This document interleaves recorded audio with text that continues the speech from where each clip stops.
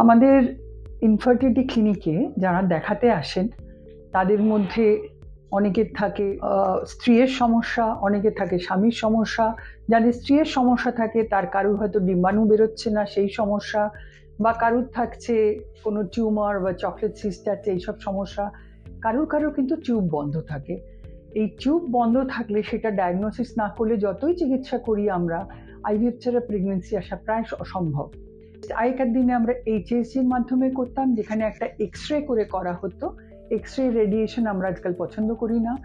তারপরে করা হয় সিস, অর্থাৎ জল দিয়ে ইউট্রাসের ক্যাভিটির ভিতরটা এবং পেটের মধ্যে জল গেল কিনা দেখে নেওয়া হয়। এবং অত্যাধুনিক হচ্ছে হাইকোজি, যেখানে আমরা একটা ফোম দিয়ে 3 ডাইমেনশনাল একটা সনোগ্রাফি ভেজাইনালি করে আমরা দেখি যে ফোমটা সুন্দর টিউবের মধ্যে দিয়ে গিয়ে পেটের মধ্যে পড়ছে, এবং তার ফলে প্রমাণ হয় যে ডান দিকের টিউব বাঁ দিকের টিউব দুটোই খোলা, বা একটা খোলা বা দুটো বন্ধ ইত্যাদি। এবং হাইকোজের পরে কিন্তু দেখা যায় কিছু মানুষের প্রেগনেন্সি এসে যায়। এই যেমন গত মাসে আমাদের একটি মহিলা এসেছিলেন, তিনি কল্যাণীতে থাকেন, এবং তার আমরা হাইকোজি করলাম, এবং পরের মাসেই তাকে যখন আমরা ওভিউলেশন ইন্ডাকশন করলাম তার প্রেগনেন্সি এসে গেল।